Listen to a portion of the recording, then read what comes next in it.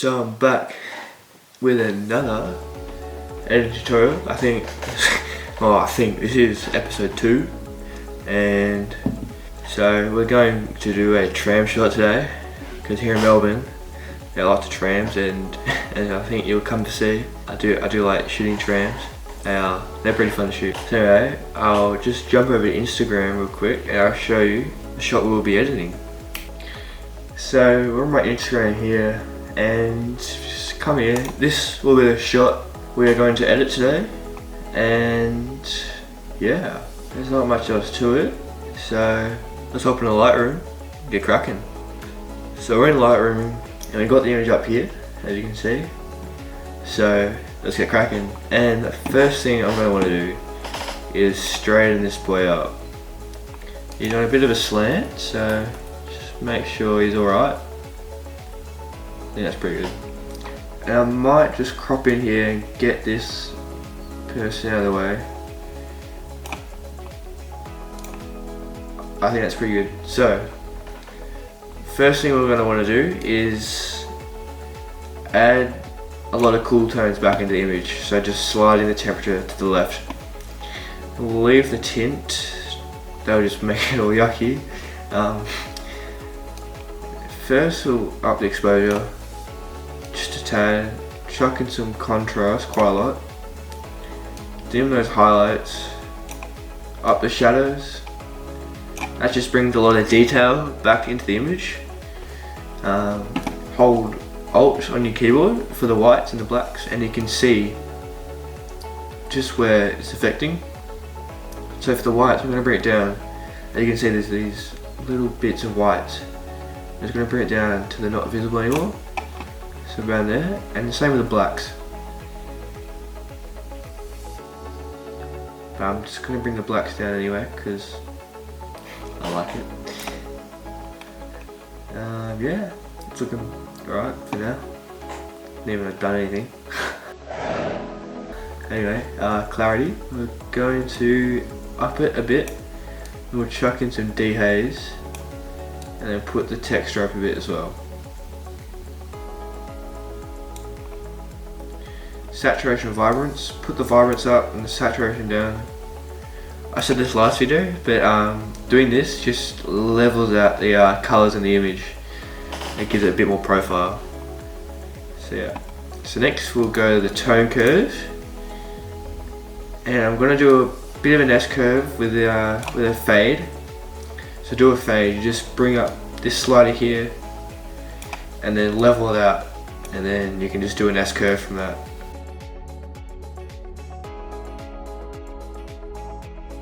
Alright, that's looking pretty good. And next we'll go to the red curve.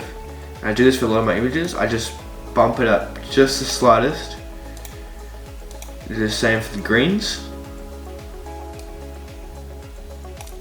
And in the blues, I bring that up a bit more. Just a bit here as well, and then bring it back down. This just makes the image a lot more blue, which I kind of like, and it just makes it a bit more moody. You'll see later how I do that. So next we'll come down to camera calibration, and I just chuck in my settings, which I usually do.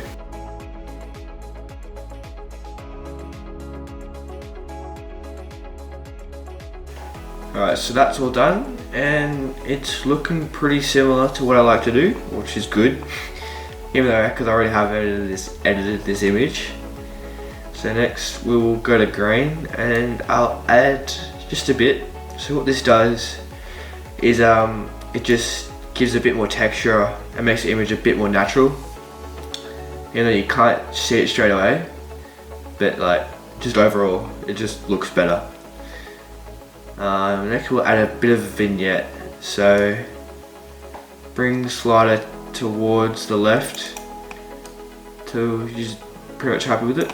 I'm quite happy with that. And then I'll bring the midpoint up just to space it out a bit more, and I might feather it a bit.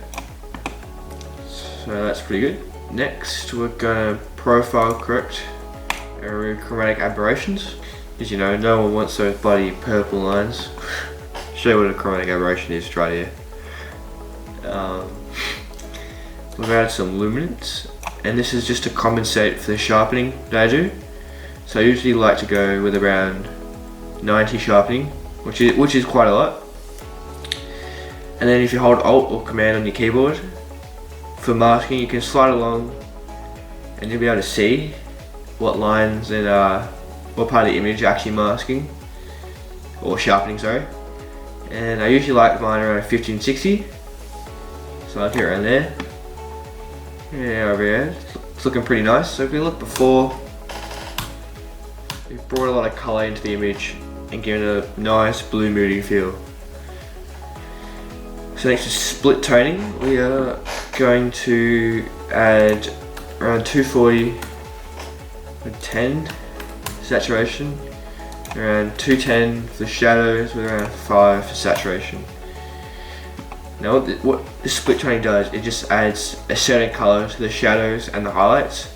So if you drag along here, we'll see what colour will affect the shadows. Just reset that, and if you bring along here, you can see the colour affecting the highlights. So these colours I chosen here, they just add a bit more of a blue feel to it and will make it more moody in the long running. So if you just turn off and on, it's not much of a difference, but it's what I want, so that's really what matters here.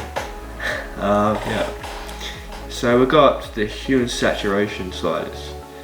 So in my opinion, these are the most important part of my editing process, as it really just defines the true color grading and just refines the image a lot more. So my reds, I do like them a bit more to the magentas. In this image there's not really much reds going on, so it doesn't matter too much. Same with the oranges, although in the background on these signs and just over here in the corner there's a bit of orange, so I'll bring it over to the reds. Yellows, there's not much going on except for this bar or strip or whatever you like to call it on the tram, so I'll bring that towards the orange side. Now greens, there's not much going on, so I'll just bring it over to the yellows just to be safe. Now aquas and blues, these are the most important part of the image for my style. So the aquas will come towards the blues and the blues will go towards the aquas.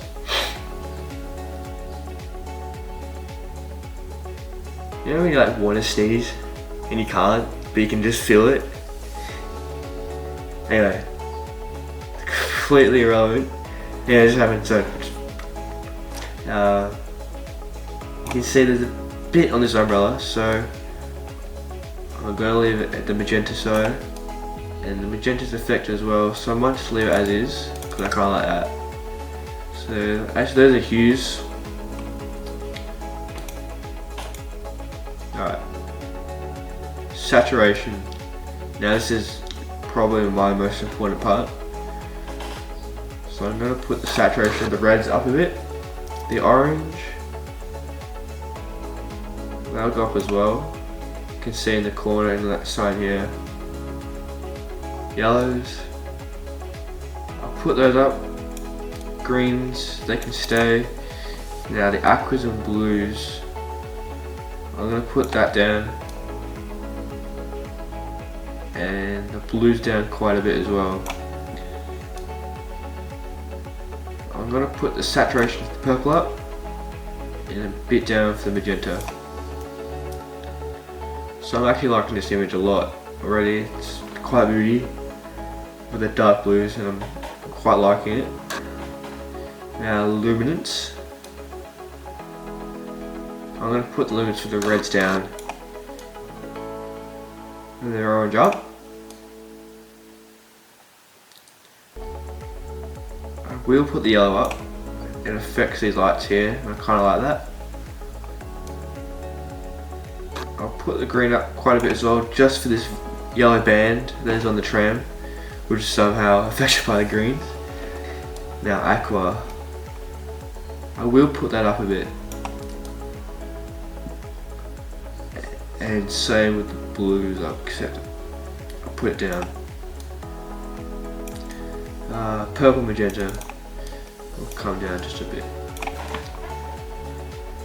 So this is before, that's the after. I'm quite liking it a lot. So one more thing I'll do is add a bit more contrast in. And I'll grab some filters. So this is a graduated filter. Press M or M on your keyboard. You just bring it up here. So I kind of want this part of the road, this bottom part of the image to be a bit more darker. So I just bring that down. Then I'll add some clarity. See, it's already given a big effect to that, and I'm liking it. Next thing I want to do is give a soft mist to this sky. So grab the radial filter, bring this down, to cover the sky, that's good. Then I'll invert it, put some feather, and I'm going to put some dehaze. That's pretty good. Clarity down, and the highlights up. And then reset the exposure. So that's how you add some haze to an image. It's just really a filter with dehaze and a bit of clarity and lost, and just bumping at the highlights. It's a nice look and effect, and it can work for, it works especially well with like sunrise and sunset images with a soft like orangey glow. Anyway, getting off track again. And finally I'm going to want to brighten up the tram.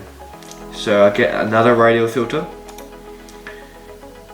and whack that over this boy. Invert it, and I just a bit of shadow.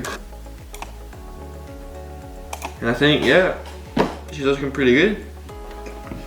So if you did learn something and you did enjoy the video, that is awesome. That's all I really want to do, just help people, I guess. But yeah, just I don't know, follow my Instagram. This is where I post all my images and where I spend most of my time, especially in lockdown, which we are. But yeah, that's it for me. And yeah, till next time, catch you later.